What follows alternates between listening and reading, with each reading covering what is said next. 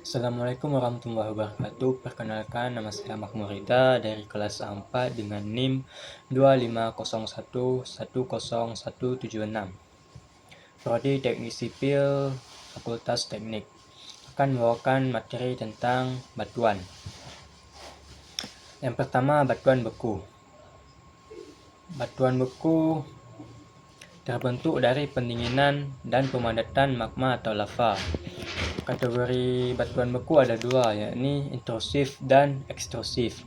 Batuan beku intrusif atau plutonik adalah batuan yang berasal dari magma yang mendingin secara lambat di bawah permukaan bumi. Batuan beku ekstrusif atau vulkanik adalah batuan beku yang berasal dari magma yang mendingin secara cepat di permukaan bumi. Karakteristik batuan beku ialah teksturnya kristalin, tidak mengandung fosil atau perlapisan, umumnya keras dan padat. Contohnya granit, berbutir kasar, berwarna terang. Contohnya lagi itu batu basal, berbutir halus, berwarna gelap. Yang kedua ada batuan sedimen. Batuan sedimen adalah batuan yang terbentuk dari pengendapan dan litifikasi atau pemadatan dan sementasi material sedimen. Prosesnya yaitu pelapukan, lalu mengalami erosi dan transportasi, lalu mengalami pengendapan dan litifikasi. Kategori batuan sedimen adalah klastik dari fragmen batuan. Contohnya konglomerat, batu pasir, serpih. Lalu ada kategori yang berasal dari kimia, berasal dari presipitasi mineral. Contohnya batu gamping, gipsum. Lalu ada kategori organik yang berasal dari sisa-sisa biologis. Contohnya batu bara. Karakteristik batuan sedimen ialah berlapis, sering mengandung fosil, dapat berpori dan permeabel, menunjukkan struktur sedimen seperti ripple marks. Yang ketiga ada batuan vulkanik. Jenis khusus batuan beku ekstrusif. Contoh-contohnya yaitu batuan basalt yang paling umum, gelap, halus, kaya akan besi dan magnesium. Lalu ada andesit, komposisi menengah, abu-abu hingga hitam, terbentuk di zona subduksi. Lalu ada riolit, kaya akan silika, warnanya terang, lalu kental, sering terkait erupsi eksplosif. Lalu ada batuan lainnya seperti dasit, obsidian atau kaca, pumice dan lain-lain. Lalu yang keempat ada batuan metamorf. Batuan metamorf adalah batuan yang terbentuk dari perubahan batuan yang sudah ada akibat panas, tekanan, dan fluida, juga akibat suhu dan waktu.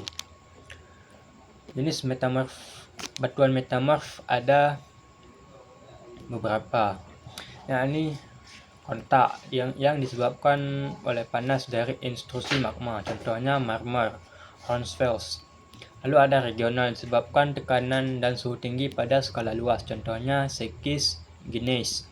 Lalu ada dinamik, terjadi di zona sesar. Lalu ada boreal, karena penimbunan sedimen tebal. Faktor yang mempengaruhi batuan metamorf, yakni ada suhu, tekanan, fluida, dan waktu. Lalu yang kelima ada teknik penentuan umur batuan. Yang pertama ada penentuan umur absolut atau umur numerik, yaitu penanggalan radioaktif, mengukur peluruhan isotop. Lalu ada thermoluminescence, mengukur energi dalam kristal. Lalu ada electron spin resonance atau ESR, mengukur elektron yang terperangkap. Lalu ada penentuan umur relatif, urutan kejadian.